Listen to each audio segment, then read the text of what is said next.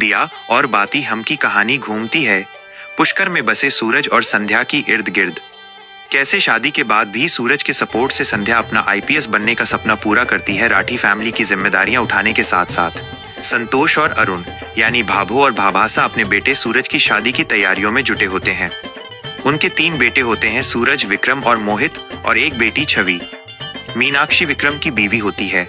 संध्या के पेरेंट्स की एक आतंकवादी हमले में मौत हो जाती है, वहीं सूरज की होने वाली बीवी वेन्यू से भाग जाती है। संतोष लोगों के ताने सुनकर 15 दिनों में सूरज की शादी करने की ठान लेती है और संध्या का भाई अंकुर संध्या की शादी 15 दिनों में करने की ठान लेता है, क्योंकि अब पेरेंट्स बचे नहीं और उसे फॉरेन जाकर अपना करियर बनाना होता है। एक मैच मेकर किस्ना और अंकुर दोनों पार्टियों से झूठ बोलते हैं। संतोष को ये कि संध्या पढ़ी लिखी नहीं और घरेलू है, और संध्या को ये कि सूरज MBA है। संध्या अपना एग्जाम देती है और फिर दोनों की शादी हो जाती है। संध्या को एडजस्ट करने में बहुत प्रॉब्लम होती है। गृह प्रवेश पर ही सूरज के घर में पानी भर जाता है। वो गीले कपड़ों में ही सोती है। मिठाइयाँ खा खाकर उसको उल्टी आने लगती है। उसे घाट पर जाकर नहाना पड़ता है। उसके ससुराल वाले 1 नंबर के झपाटे होते हैं, हाथ नहीं धोते और कूड़ा भी डस्टबिन के बाहर फेंकते हैं। संध्या की सिट्टी पिट्टी गुल हो जाती है ये जानकर कि सूरज एक हलवाई है। संतोष को पोताड़ी चाहिए, पर संध्या सूरज से लड़ पड़ती है जब वो उसके करीब आता है। सूरज संध्या को टाइम देता है और पोछा मारने में, खाना बनाने में उसकी मदद करता है। संध्या का रिजल्ट आता है और वो जबरदस्त नंबरों से पास होती है। संतोष को उसके पढ़े लिखे होने का पता चलता है, जिससे वो नाराज होती है और उसको मायके भगाना चाहती है, लेकिन सूरज संध्या का साथ देता है, जिससे संध्या को सूरज की अहमियत पता चलती है। सूरज संतोष को मनाता है और वो संध्या के सामने 15 दिन के घरेलू कामों की लिस्ट रखती है, ये देखने के लिए कि वो कितनी कर सक है, जैसे कि सस्ते में भाजी खरीदना, बैग सिलना आदि। संध्या लोगों को एक प्ले के जरिए साफ सफाई क्यों जरूरी है समझाती है और सारे देहाती समझ जाते हैं। 15 दिन पूरे होते हैं और आखिरकार अल्तू अंकल के समझाने पर संतोष मान जाती है और फाइनली संध्या बींदड़ी बन जाती है। अंकुर के माफी मांगने पर संध्या भी उसे माफ कर देती है। आमिर खान आता है और सूरज संध्या के साथ सेलिब्रेट करता है। सोचो क्या मजबूरी रही होगी कि जो बंदा किसी अवार्ड शो तक में नहीं आता वो इसमें आ जाता है। संध्या सूरज के टैलेंट को देखते हुए उसे कुकिंग कंपटीशन में पार्टिसिपेट करवाती है। संध्या उसे इंग्लिश सिखाती है और वो झट से सीख जाता है। फिर सिंगापुर जाते हैं, वहाँ वो इटालियन रेसिपीज भी फट से सीख जाता है। फिर एलोवेरा से 5 डिशेस बनाता है जो दिखाते ही नहीं कौन सी डिशेस हैं। इधर गांव वाले उसके लिए वोट करते हैं। हाँ, कंपटीशन सिंगापुर में हो रहा है, लेकिन वोट गांव वाले करेंगे। कुछ भी जैसा कि हमेशा होता है, वो जीत जाता है। राजकुमार नाम का एक आतंकवादी पुष्कर में आतंक फैलाने आता है। वो एक बॉम्ब राठी फैमिली के अडॉप्टेड बेटे आर्यन पर बांध देता है। संध्या बिना किसी ट्रेनिंग के आर्यन को बचा लेती है। बींदड़ी की मदद से राजकुमार पकड़ा जाता है।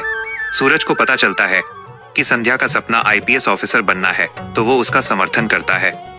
संतोष इस फैसले के खिलाफ होती है। सूरज हार न मानते हुए उसे अजमेर के इवनिंग कॉलेज में एनरोल कर देता है। वहाँ संध्या एमिली को फ्रेंड बना लेती है। फिर हमारे भाईजान आते हैं फिल्म प्रमोट करने के लिए अपने ही स्वैग में। गोविंद नाम के एक ढोंगी बाबा की एंट्री होती है, जो खुद ही कॉलेज के नीचे शिव की मूर्ति रखकर कॉलेज को एक मंदिर बताकर तोड़ना चाहता है।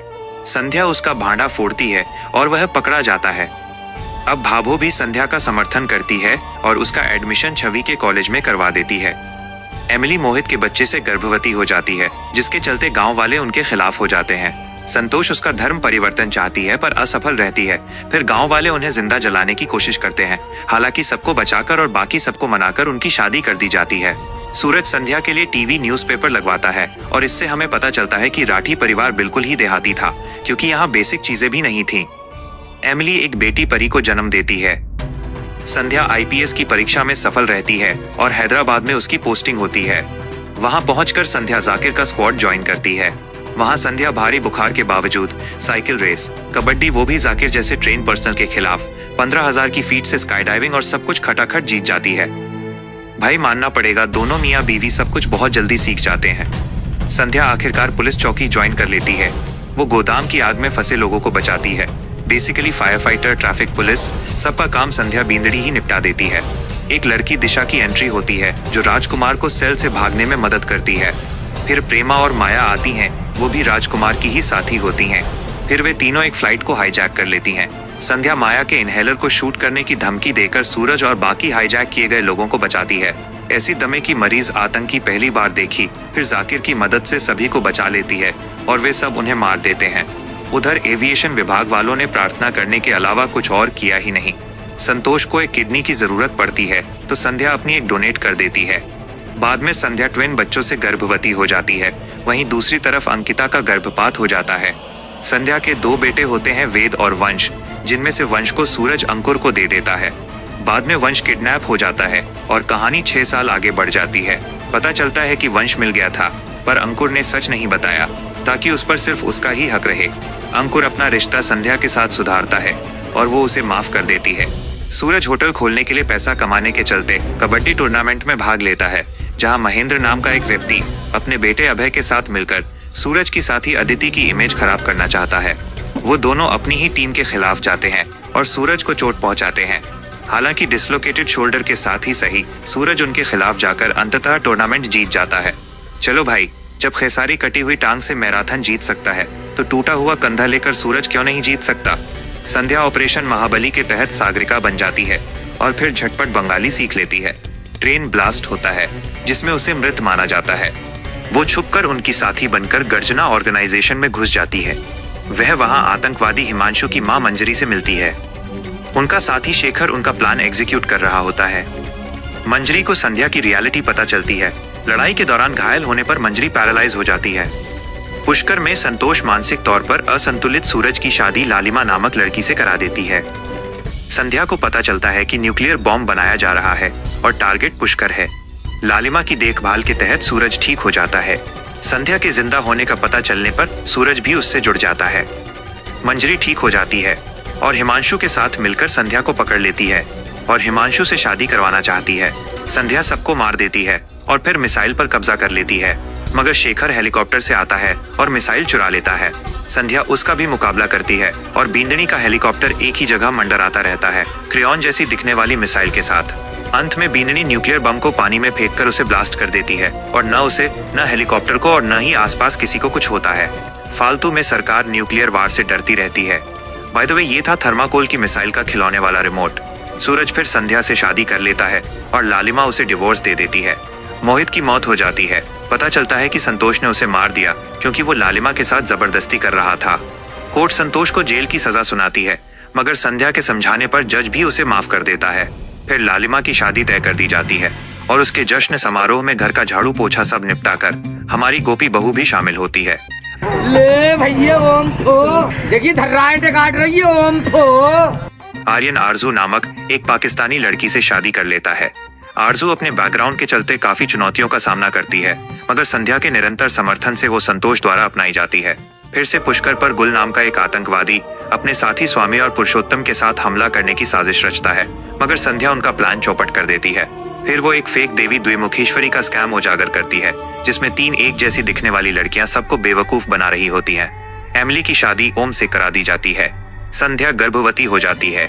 फिर वो मकरंद नाम के ह्यूमन ट्रैफिकर से लड़कियों को बचाती है। वो एक बेटी कनक को जन्म देती है। आतंकियों के हमले से अंकुर और अंकिता मर जाते हैं। राठी परिवार सहित आसपास के लोगों को भी आतंकी बंदी बना लेते हैं।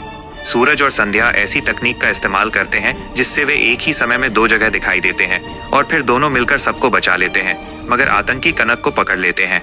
उसे बचाने के लिए वे दोनों ऐसी गोलियां खा लेते हैं जिससे वे बम बन जाते हैं और सबको बचाने के लिए पुष्कर से दूर जाकर ब्लास्ट हो जाते हैं और इस तरह दोनों मौत में एक हो जाते हैं। Plot of the story was actually very good guys, मगर राइटर्स को समझ नहीं आया कि एग्जीक्यूट कैसे करें। मतलब बनी थी ये आईपीएस काम सारे ये आर्मी वालों के कर रही होती है। मोस्ट अनोइंग पार्ट वाज जो करेगी बींदड़ी ही करेगी। मतलब कोर्ट का वर्डिक्ट तक बदल दिया तो ये तो काफी ऊपर की चीज है। और वो nuclear attack was really stupid. यहाँ देश उड़ जाते हैं यार, इन्होंने कितने हल्के में दिखा दिया। और शुरू में इनके घरेलू काम नहीं खत्म हो रहे, फिर ले टूर्नामेंट और दे कॉम्पिटिशन, मतलब झड़ी ही लगा दी इन्होंने तो। और सब कुछ पुष्कर में ही क्यों हो रहा था?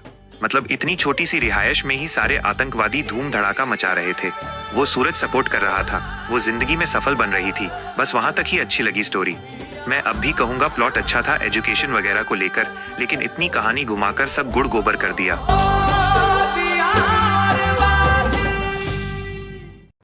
Thanks for watching. Stories in 10 minutes को सब्सक्राइब करके लाइक शेयर करें, चैनल मेंबरशिप ज्वाइन करके प्रीमियम बेनिफिट्स पाएं, कमेंट करें और बेल आइकन दबाकर इंपॉर्टेंट अपडेट्स मिस न करें।